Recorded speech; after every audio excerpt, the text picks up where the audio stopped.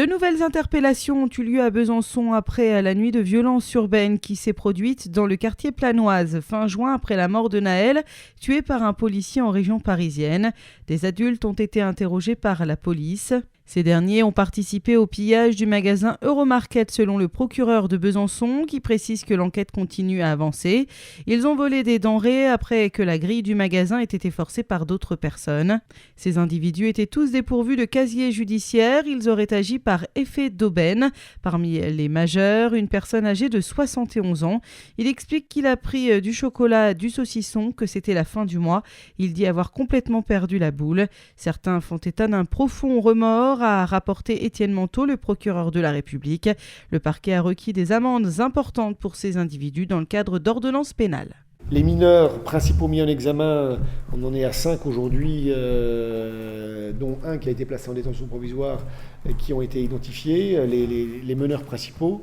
On continue à avancer et à élucider, et là notamment ce sont des personnes majeures qui, une fois les exactions principales commises, à savoir les rideaux métalliques cassés, les portes ouvertes, tout particulièrement au sein de la supérette, il faut parler de supermarché ou de supérette, Euromarket, des individus sont, dans le cadre d'un effet d'aubaine, sont venus se servir.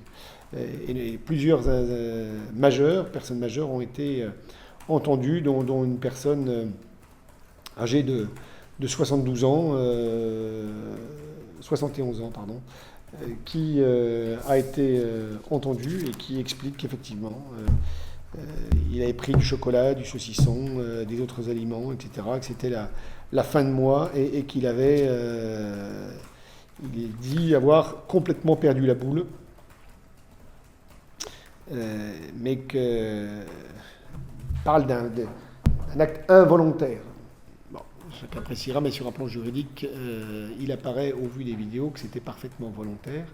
En tout cas, des individus qui font état de profonds remords, mais donc qui seront poursuivis là aussi pour ces faits. Alors, on va, concernant ces majeurs qui ne sont pas ceux qui ont cassé, mais qui ont profité de cet effet d'aubaine, les poursuivre dans le cadre de ce qu'on appelle des ordonnances pénales, c'est des jugements simplifiés avec des amendes importantes parce qu'il faut... c'est le goût de l'enrichissement illégal qui les a animés. Il faut que ce soit sous la forme d'amende qu'ils soient sanctionnés à titre principal. Les phénomènes de dégradation, et on n'a pas du tout identifié de leader. On sent que ça a été un mouvement très spontané, un mouvement qui a été conditionné par le visionnage des réseaux sociaux. Ça, c'est manifeste, ce qui a généré au niveau national une sorte, mais même international, Lausanne, Bruxelles, il y a eu une sorte de compétition, et à la fois compétition et volonté de dire il n'est pas question qu'à Besançon il ne se passe rien au regard de ce qui se passe ailleurs. Et donc ce visionnage des réseaux sociaux a conduit à une émulation, je dirais plutôt, de ces mineurs. Effectivement, la plupart, pas des délinquants. Nos mineurs vraiment délinquants n'ont pas participé à ces faits-là. C'est assez singulier.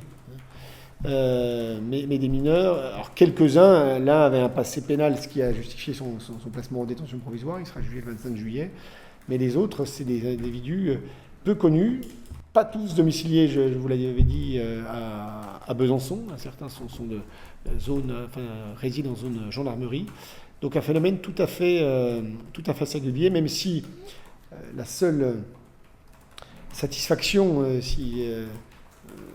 c'est qu'à Besançon, en tout cas, il n'y a pas eu d'exactions commises sur des bâtiments publics, sur des écoles, sur des lieux emblématiques forts. C'est surtout une délinquance d'appropriation, en fait, qui a été conduite. Le bureau de tabac, l'Euromarket, l'agence bancaire, j'imagine qu'il y avait la volonté de s'approprier de l'argent qu'il y avait dans l'agence bancaire, sauf que les coffres étaient suffisamment sécurisés, donc il y a eu des vols d'ordinateurs, de tablettes numériques, mais pas d'argent puisque c'était suffisamment durci et les faits ont été commis par des individus trop inexpérimentés pour qu'ils puissent s'approprier du numéraire. Mais manifestement, cette nuit là à Besançon, c'était une délinquance d'appropriation beaucoup plus des faits hautement, à haute valeur symbolique sur des écoles ou sur des bâtiments publics.